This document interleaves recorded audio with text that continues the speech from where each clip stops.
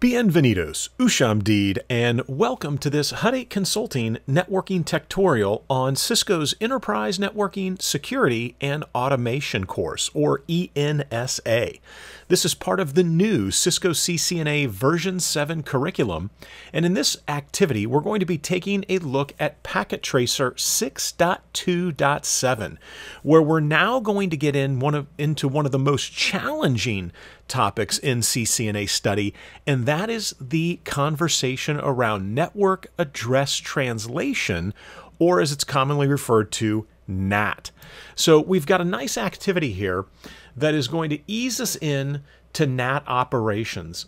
And so you can see we've got our topology here on the left, and there's quite a bit going on here, but this is all going to be really good stuff. We've got a branch office over here to the right. We've got our central or headquarters office here on the left-hand side.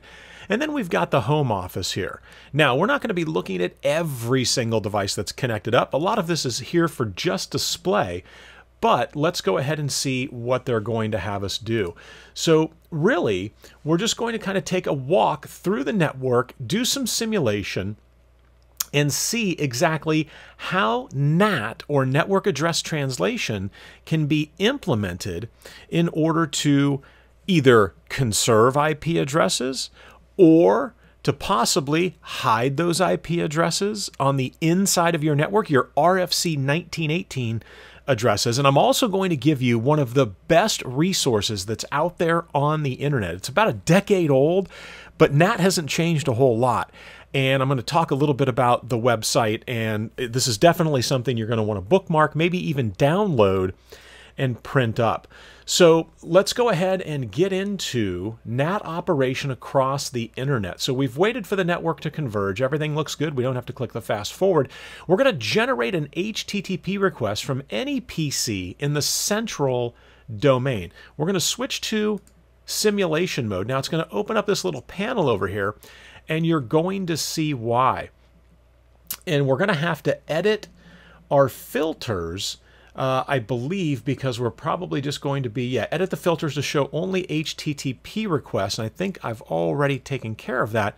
And so you can see we've got the HTTP requests is what we're going to be filtering on. So let's jump on to PC2 here. I'll pull PC2 down. And what we're going to use PC2 to do is go to the desktop, open a web browser, and from the central domain, we're going to go to the branch server.pka. So let's say http://branch server.pka. Now we're going to hit go a few times here, and you can see it says click capture forward until the PDU is over D1 or D2. Click on the most recent PDU in the event list. Record the source and destination IP addresses. So we'll come over here, and if I was to click on the, you can see we've got the capture then forward option. So if I was to hit that, you'll see we've got the little PDU. If I mouse over, you can see it said HTTP. Let me come back off.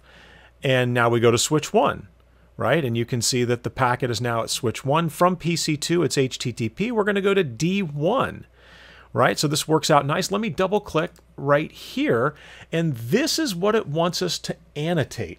And so what I'm going to do is we're going to pull the drawing tool up, and this information is going to be important when we start to talk about inside local, inside global, and outside local and outside global. And I'm also going to make sure that we cover why the outside local and outside global are typically going to be seen as the same IP. And you can see the packet is kind of floating around the network here, and we're going to be able to click on different locations up here. But right now, it said click the capture forward and record the source and destination IP. Well, it looks like it took away the source and destination. So the source IP was 10.2.0.5. That's going to be PC2. The destination is 64.100.200.1. And and it looks like when I click on that is when it is taking it away. So let's do this. We'll just remember that those are the source and destination IP. And again, this is an RFC 1918 internal address, and it's going toward a publicly routable 64.100.200 200.1.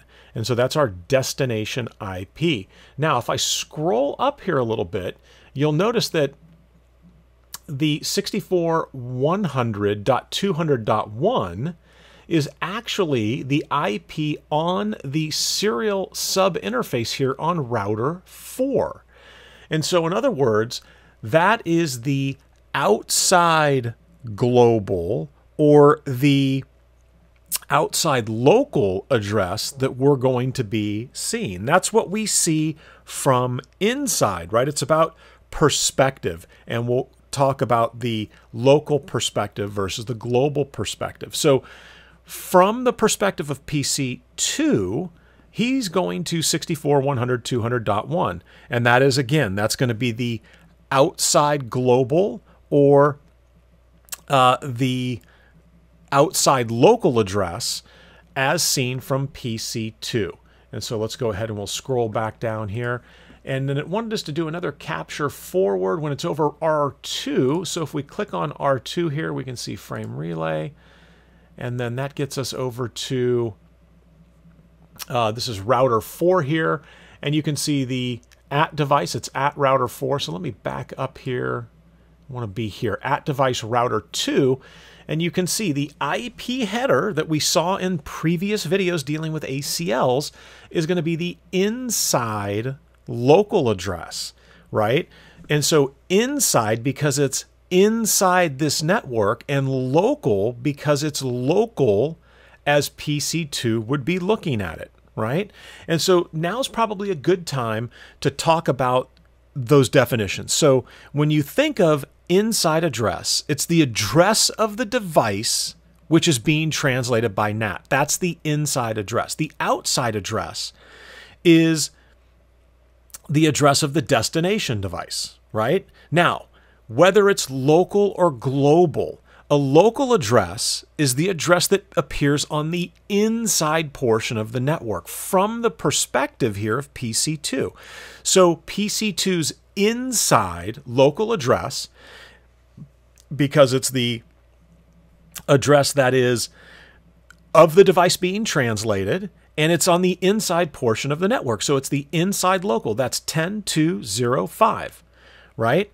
And then the address of the destination, the outside global address, right? It's outside because it's the destination device's IP, which is the 64.100.200.1.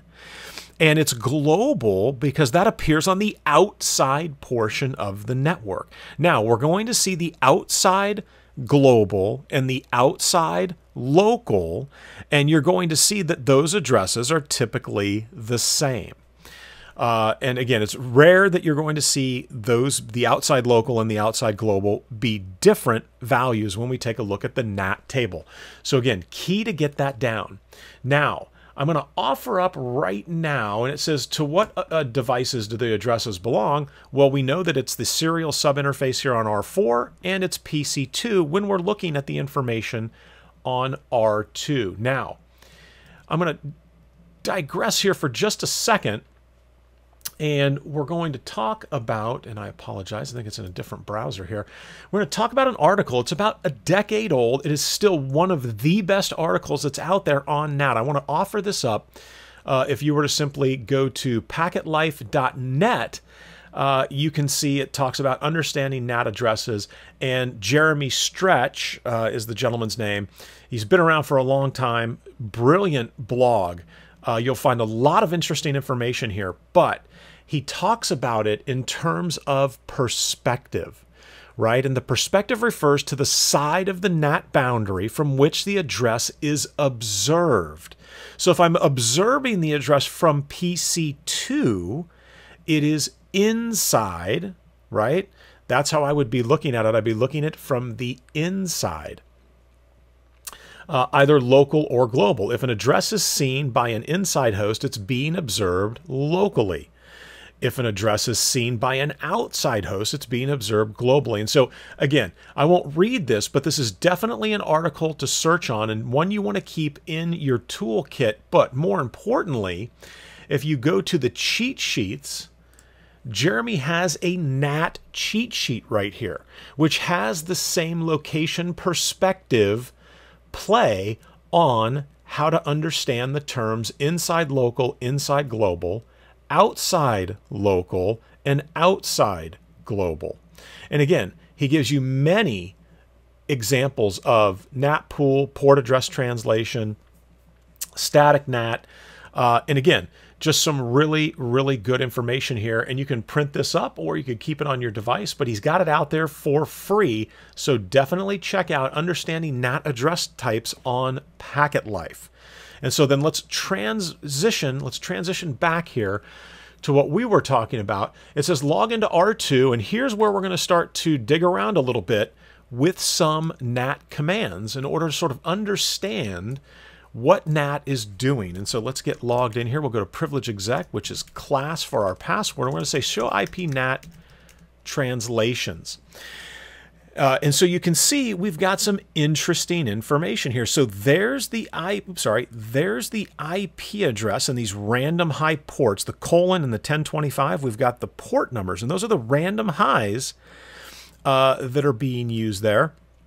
And you can see you've got this 10.10.10.2, and we've got SMTP, we've got HTTPS, and we've got HTTP as our port numbers here. Now, it shows us the protocol that's being used. It shows me the inside global address. So remember, thinking back to how Jeremy Stretch defined it, it's inside, right? Because it's from the perspective of the PC, but it's the PC's address globally. So it's how the inside PC is seen globally, right? For that inside global. And so our PC, right, the PC that we have, PC2, is seen globally as 64.100.100.3. And so if we're talking about, you know, the inbound and outbound flow of traffic, on router 2, we're going to have a NAT pool that's going to be set up of some kind, and this is where that translation is coming to. So we're basically translating an inside local, right? Inside because it's inside the network from the perspective of PC2. That's PC2's address. It's its inside address that it sees locally on its local network segment. The inside global is PC2 on the inside of the NAT boundary and how it's seen on the outside globally. So this is the globally routable IPv4 address of PC2. And again, it could be using a pool. So it's not to say that you could just simply come from the outside internet somewhere and go directly to PC2. That's not how this might be working, right? That would be more of a static scenario, static NAT. And I'm pretty sure we have a NAT pool here. And so again, if you take a look at the destination, where is it going outside, right? So when we're talking about the outside of the network, it's the address of the destination device. So outside local and outside global. And the address of the destination device that appears on the inside local network is going to be the same as it appears on the outside. And so when the DNS lookup got done on PC2, when I typed in branch server.pka and hit go, there was a DNS lookup that took place. And the DNS router is probably 8888. I think we'll see that when we get onto the WRS, the wireless router, up here in the home office. But the outside local and outside global, unless this is being natted again for some reason, is going to be typically the same. Rarely do you see these two values, outside local and outside global. It's rare that they're not the same. It is possible, but it is very rare. And again, the reason that they appear to be the same is from the perspective of PC2 or of this router that we have doing NAT. This outside local and outside global address, that is how that host is being seen by PC2 and ultimately by router 2. All right, so let's go ahead and say show run and we're going to pipe it to include, and they want us to say pool. And this is going to show me the NAT pool that we're using. And again, we'll be digging in further. And this is just basically dynamic NAT is what this is referred to, because we're not overloading, which would be PAT or port address translation. What we're doing is we have a block of IP addresses, publicly routable IPs. Remember, the RFC 1918 addresses are not publicly routable on the internet. If those addresses were to somehow leak to the internet through, your Comcast or whatever, they will be filtered out at some point. And sometimes they're referred to as Martians. And so there are prefix lists and route maps that will filter that traffic so that it does not get onto the internet at your service provider edge. And so we've got this pool of addresses. It's going to be a first come, first served basis.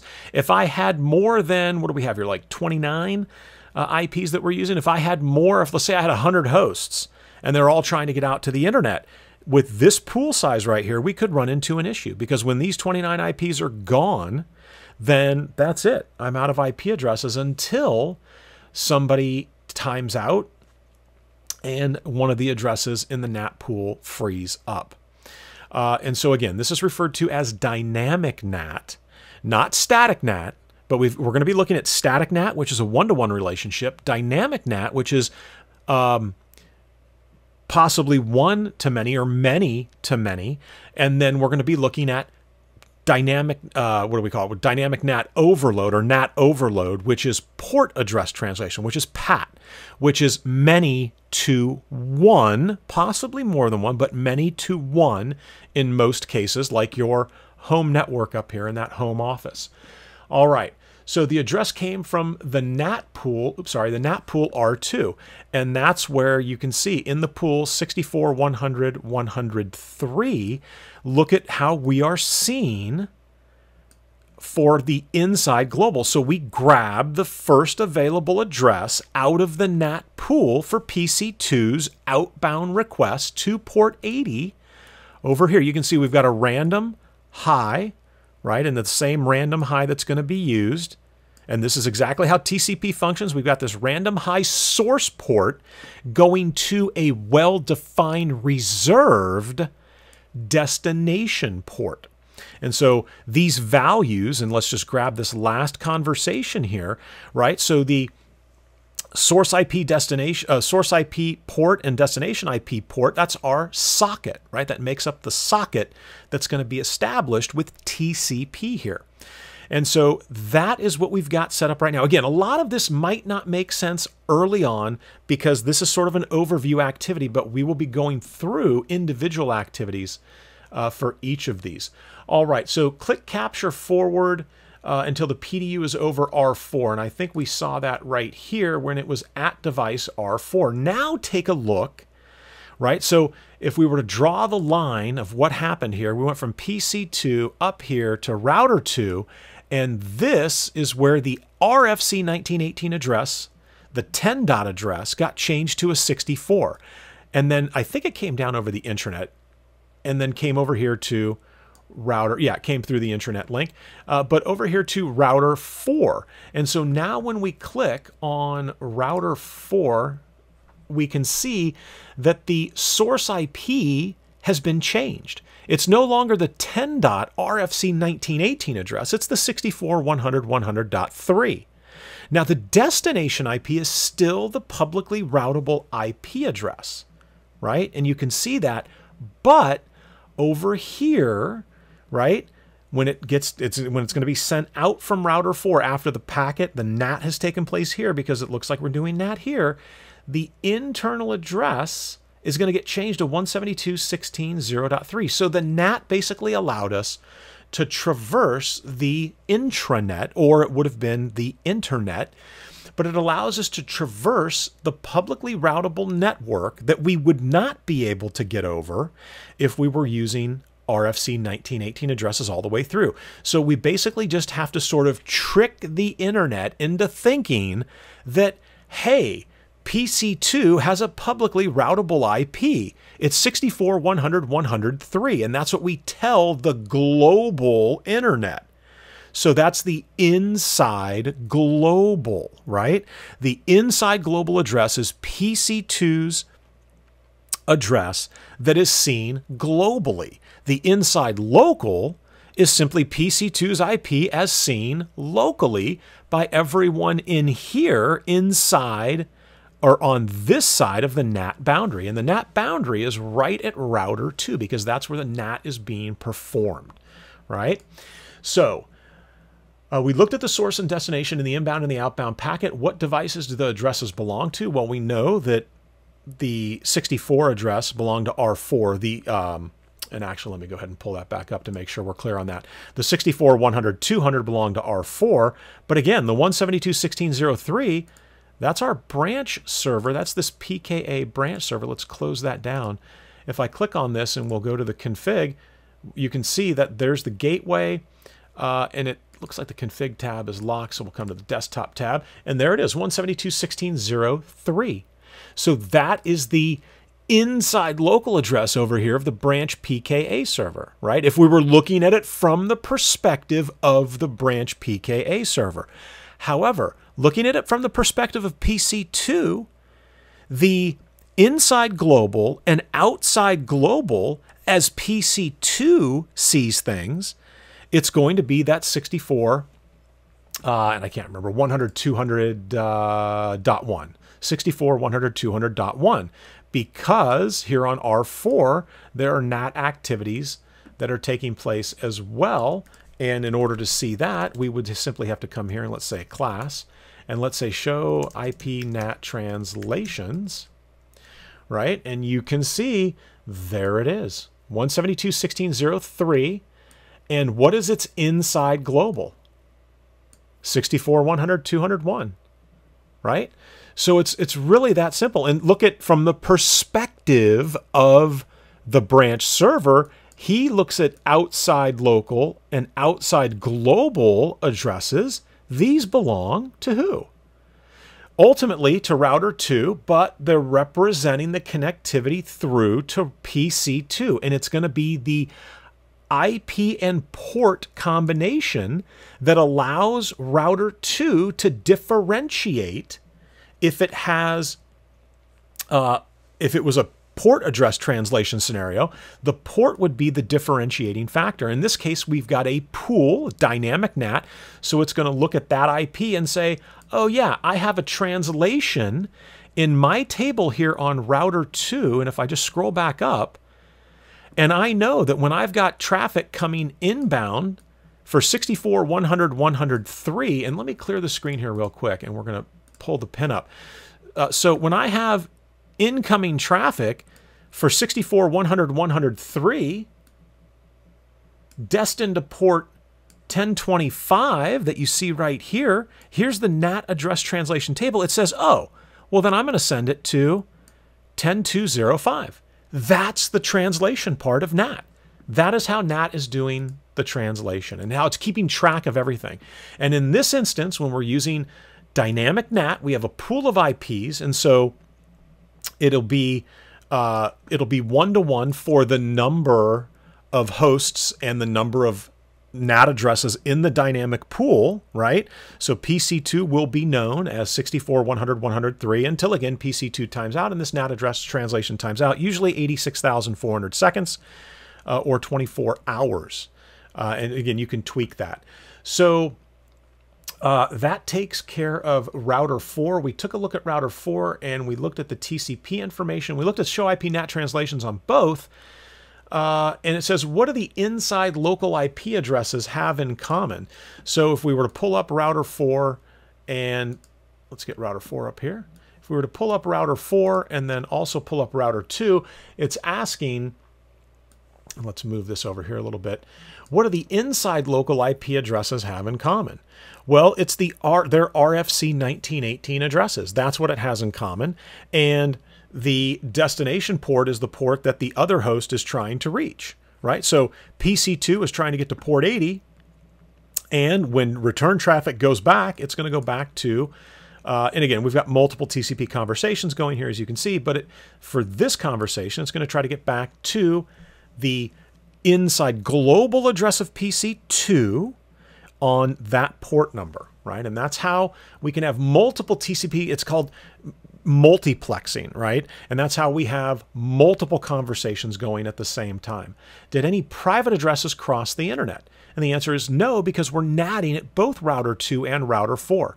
So it says click the reset simulation button and remain in simulation mode. So we'll click reset, right? And now they want us to investigate the NAT operation across the internet, right? So we use the intranet, right, to get here, but we were using publicly routable IPs to do that. That's 64 range. So now we're going to use the home desktop here of the home network and see what we can have happen. And what do they want us to do here?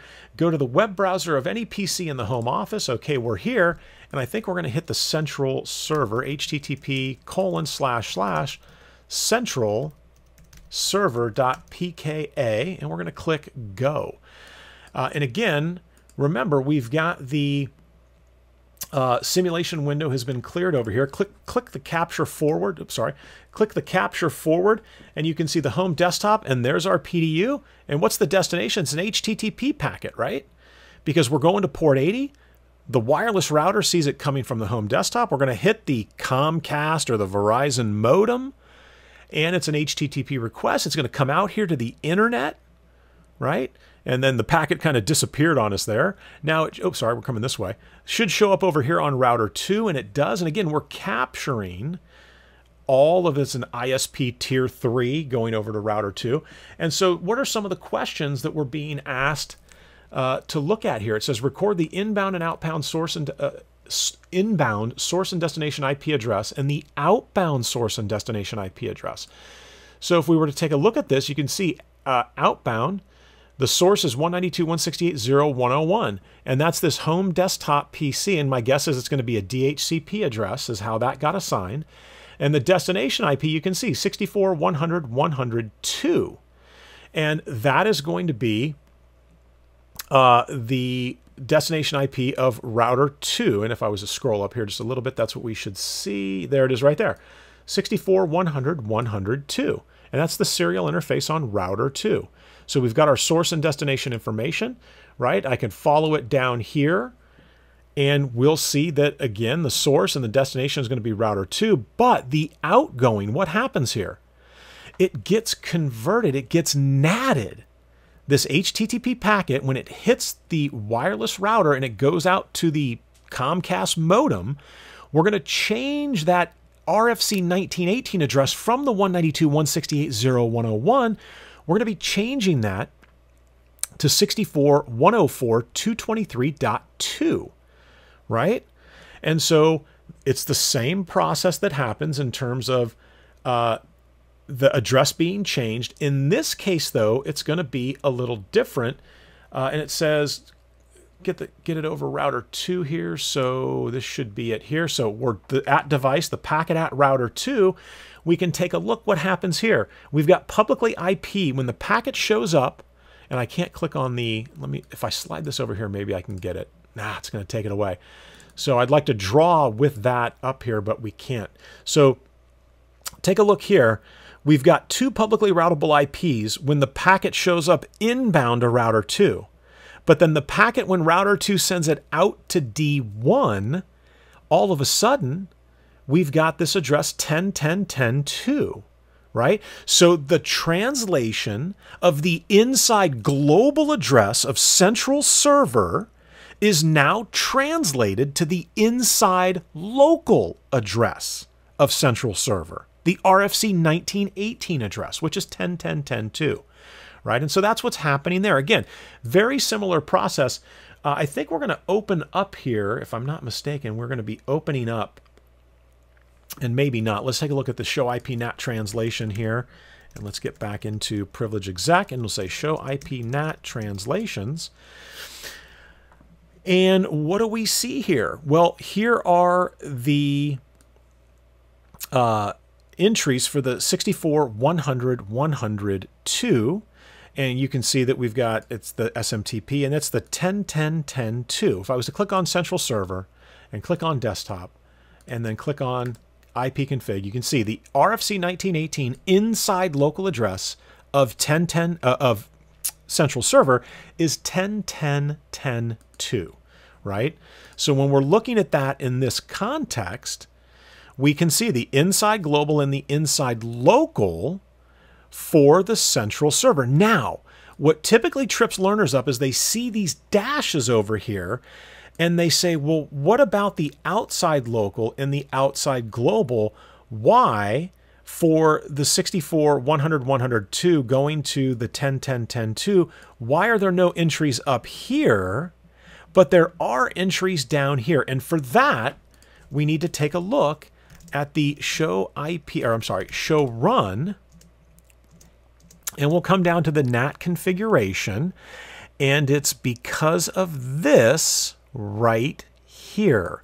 We've created static IP one-to-one mappings for that server, right? So that server has been dedicated the use of the 64.100.102, and static NAT, and this is going to be until I change the configuration of the router. These statements right here, this is a one-to-one perpetual relationship until the configuration is changed, meaning that the central server's inside global publicly routable IPv4 address, as it will be seen on the internet to everyone on the other side of the NAT boundary, not the inside of the NAT boundary, but the outside of the NAT boundary, or I'm sorry, the global internet is going to see central server with that publicly routable IPv4 address. And it's got an IP address and port combo for these 3 ports that correspond to that same IP. So that is locked down. It is static. And therefore, when we look at the information and show IP Nat translations, you'll see that those same 3 entries, because they are static, are not going to show outside local and outside global. We're just going to have dashes, that are in there because they are statically defined. Think of them as they're glued to the translation table, and that is what they look like. But take a look here. We still have this information, right? Because now we do have the outside local and global, because these are representing the current conversations that NAT is facilitating, right? So again, these are statically defined. You're going to see them in there you're going to see these in there perpetually, forever, until I change the running config on the router, until I change the configuration on the router. And this is more of a, think of this as like the live look.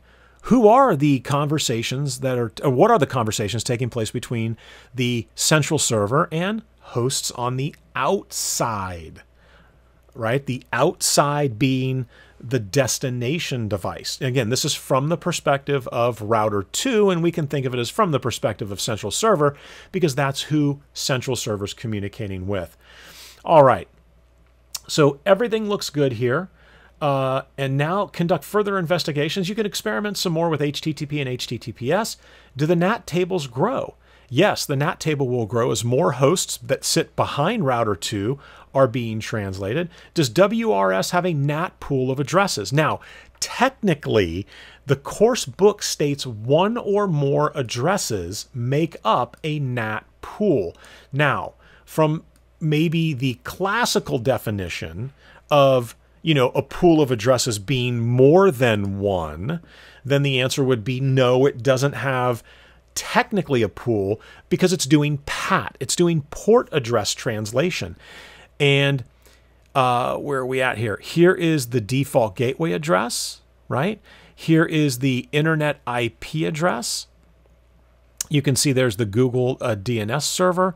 And so if we looked at the local network, we would come in and see the router IP and subnet mask. And we've got some DHCP, right? Because the 192.168.0.101 was the home desktop. And so the internal addresses here are just simply using DHCP to get their addressing information in coordination with that wireless router. If we looked at the wireless network, that's what we would have there.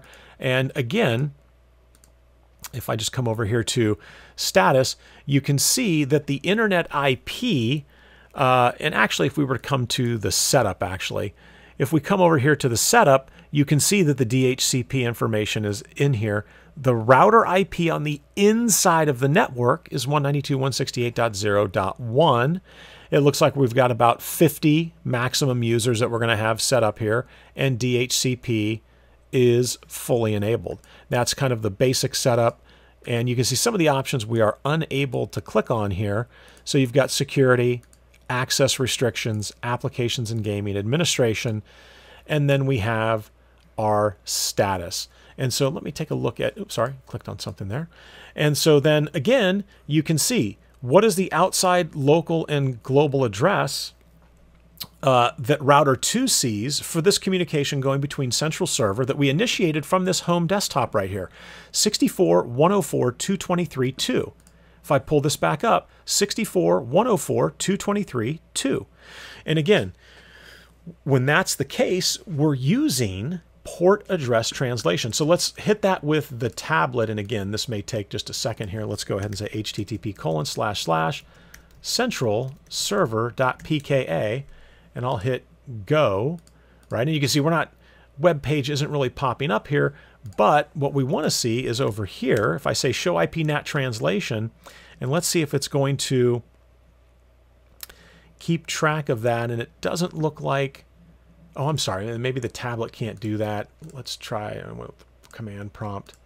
We're going to do http://centralserver.pka, and let's hit go.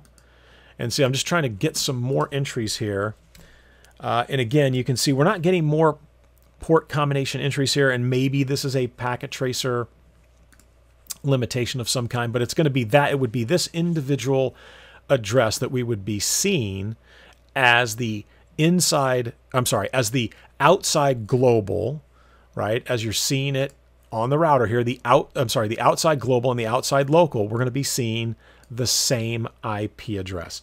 Why does NAT, is this how the computers in the classroom connect? We're not in the classroom. Why does NAT use 4 columns of addresses and ports, right? Because it's going to show us all of the translation information and the IP port combinations that make up the conversations, the TCP conversations and communication that we see. And again, UDP, we would see similar information. Where are the networks?